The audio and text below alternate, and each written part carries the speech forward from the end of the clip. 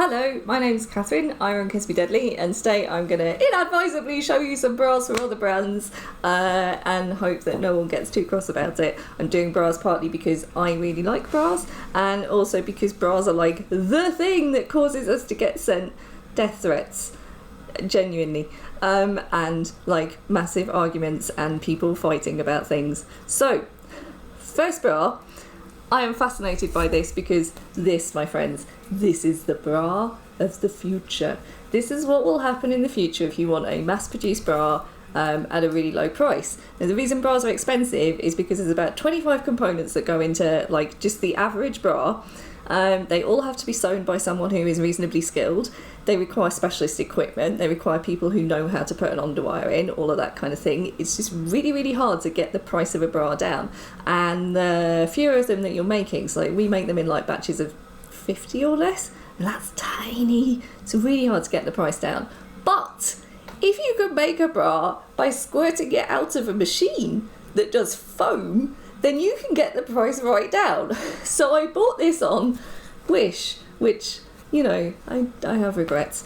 And I think it's supposed to be a full bust version of that bra that was doing the rounds a few years ago, that was basically two small foam panels that you stuck to your boobs and then pulled together with some string, and that was supposed to be like you could wear it under anything, because of course at the moment the fashion is for tops that are like backless, frontless, sideless, have cutouts, all sorts of things. Anyway, one of the problems with that bra was that it worked great if you were about kind of double A, maybe up to about a C cup, but if you were over that, there was no chance. It was just going to like fall off or occasionally explode in people's faces. So this version, someone has clearly put some thought into it. So they've made it bigger and they've given it an actual back, although because they wanted it to be backless, it does up at the sides with hooks and eyes.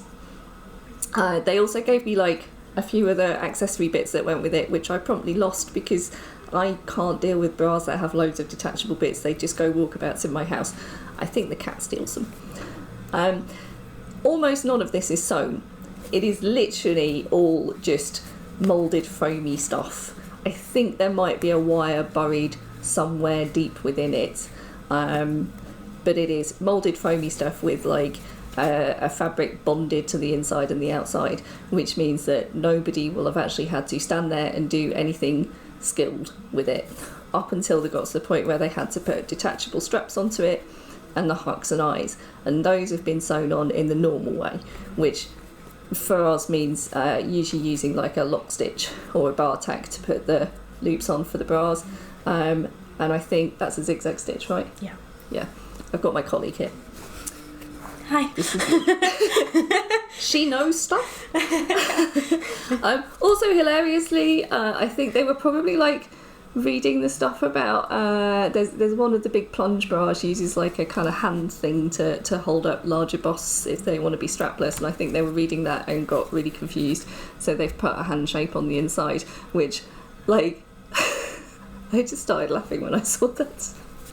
And they've kept the little eyelet detail, which means that again you can like pull it together to give yourself more or less cleavage.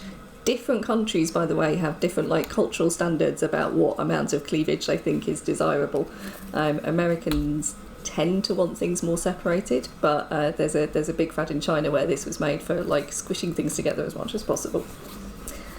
So, what else can I tell you about it? Turned up in a standard poly bag. It claims to be a size D. I don't even know what size D is supposed to be, so that's good fun. Do you want to say? I'm going to measure it. Yeah, you measured it and were like, what?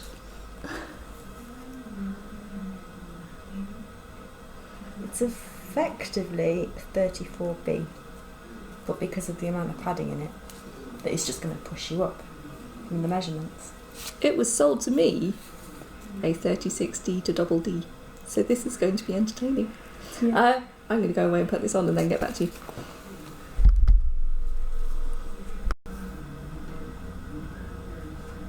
Hey, so I'm back and I am theoretically in the bra, although in practice kind of not really.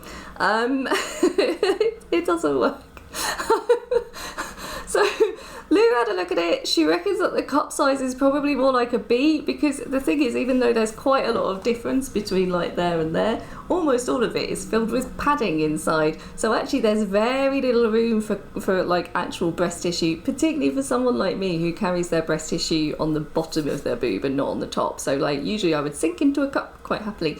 I can't do that with this. There's just boob coming out everywhere. This is what it looks like when we give Morgana a 34B sample.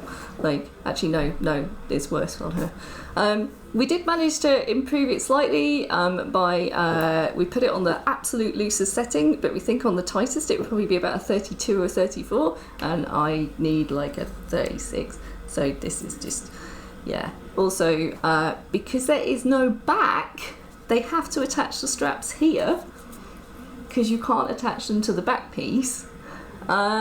And that means that they're just completely in the wrong place. So we tried crossing them over, and that did at me mean that I was like in the bra, technically. You can see my pasties coming out of the top, by the way. I had to leave them on because like in certain positions this is just, there's nipple everywhere. You can see breast tissue coming out here. The weird thing is, it's not actually uncomfortable, and that's because it's not, it doesn't have like one of the heavy underwires that we would use for full boss.